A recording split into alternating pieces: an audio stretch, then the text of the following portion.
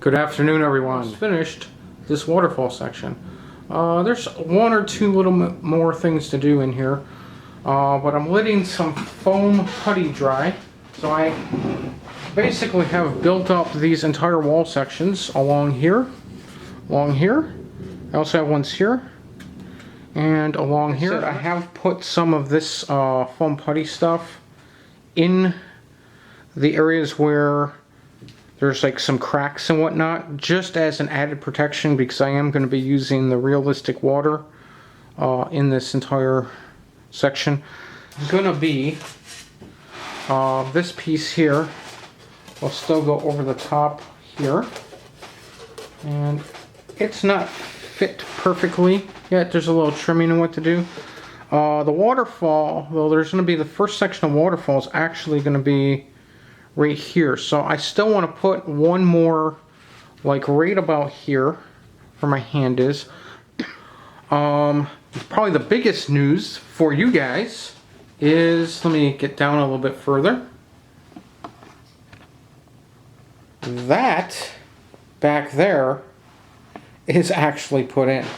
So originally I was going to have this section here where you see my hands with a ramp come this way and then come back up. But I've kind of, and I'm still going to put something down here, but I have altered the plan a little bit. I'm still going to have a road here, but I'm planning on putting the road up here instead of going all the way over here. And that will gain me about an 8 by 6 inch section to either put a couple other models down here or one large model. So I have it in sections here. As you can see, I have some of these are glued in and some are not. Some are just sitting there for now. So I just have these pieces like this. So these two pieces here are sitting like that. And then this is one gigantic piece. And most of these are glued in. So all these around here are all glued in. And then these other ones are not glued in. So like I said, this area here is my town. And I have built some models. Like I have this Walthers kit. This is a Walthers Cornerstone Merchandise Row 2 for N scale. And this is the contents. Okay, so we get plastic parts here. Looks like sort of the roof material, and it does have a turret building, so this looks like the top for that. But these are like some windows and different parts. I think it's all for the turret building. I think that's pieces for that, and then the base, which is a sidewalk piece. Pieces. One thing I do like about the Walthers buildings, I've put some together before. Their translucent window pieces are really thick, heavy duty, easy to glue on. They're not. Here's the one for the turret building. It is like a cylinder. Okay, and here are all the wall pieces, and it comes in a dark brown. And so how this building goes together, while it's supposed to be 3 separate buildings, it's actually one building as a kit, but it represents 3 buildings. So that's like the street. And so this will be your turret building, and then second and third building. So I have an update on one of the Walthers Cornerstone buildings. That's the Merchants Row 2. I've put it all together. I haven't painted everything. I still have to paint the steeple, and then there's a little bit of touch-up. And I also have to paint the roofs. But overall, it's a pretty nice little model. So that's going to go somewhere like over here, I think. I can't remember exactly where it goes, because I didn't mark it on that side. But that will go in the center of the town. And then I have a couple other buildings that are not necessarily painted. That's a Woodland Scenic model. I have some industry buildings. So I have this building here, which is a dairy of the Obleo dairy distribution and scale model. It's a landmark structure by Woodland Scenic. It's a kit version. It says assembles in minutes on the box. That is very incorrect. This took me about 2 weeks to glue and paint everything together. So let's take a look at it. So here is the finished kit. Here has a lot of details, and that's one of the reasons I like the landmark structure. So I'm going to try to get in kind of close here so you can take a look.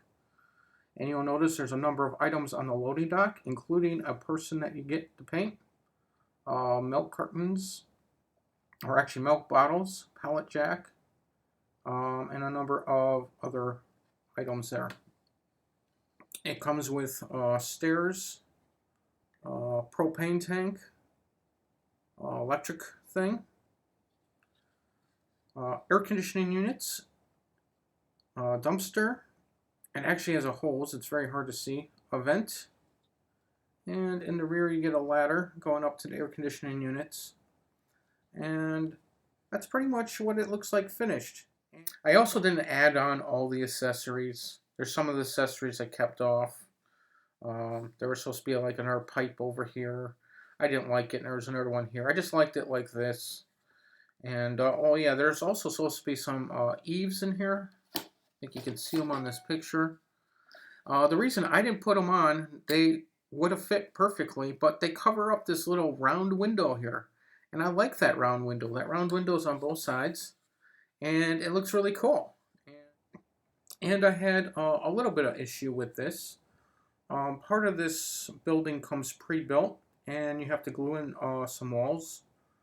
The building itself was warped, which caused putting these windows, or putting walls in by the loading dock to not go in straight. So I did have to get some model filler.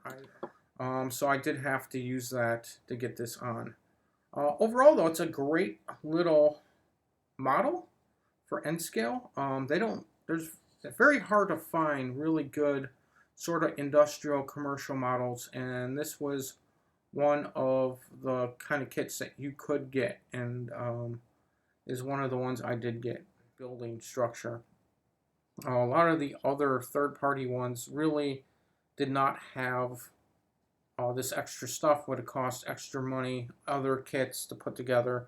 So this is a very good model, and it's a very good product, and I definitely suggest taking a look at it. So this is the product. I got it for $10 off. It normally goes for $26.99, so I actually found it for $10 cheaper on sale. A dairy plant, that is going to be going somewhere about over here somewhere. I have another factory building that will go right here. It is not together, but it will fit here, and I have measured it out for that. So I have, a couple buildings that I've been able to place in and just kind of determine where things are going to go a little bit in that area. So like I said, there's a factory, and then I'll have a train depot, and I have some diners and whatnot, and I kind of just used this as a little bit measurement of where I can put, where the roads are going to be, and where I'm going to run lighting. But I did put that piece in, and that worked really good. On this side over here, where you see all this stuff, I have some industry stuff over here, and there are some Walter kits that I haven't put together yet, but I have taken out their bases. Like, this is one of the bases for the Walter kit, so I was able to place it and make sure that it would fit, and it does. So right here is a street light, as you can see, street light. That's sort of the placement I'm going to have for it. So I had cut a hole in here, and what I did is I took some of this tubing stuff, and I fed the wire through it, and I was able to feed that in there. I found out that the wiring that comes with these Woodland Scenic lights, can you see that little, this is about 3 feet worth of wire. And then on top of that, this little jumper pin is an additional 2 feet. I'm going to have to plaster cloth this section before I put the light in, but I kind of wanted to see if it would fit through this hole, and it does. So I'm just making sure that things are going to fit. I'm going to end up pulling them out until I plaster cloth. So I haven't glued down this base yet, plus I need to put in some more supports in here just to hold this up. But this type of street light, which is down here, I will also have another one over here, and I should have maybe another one back here. So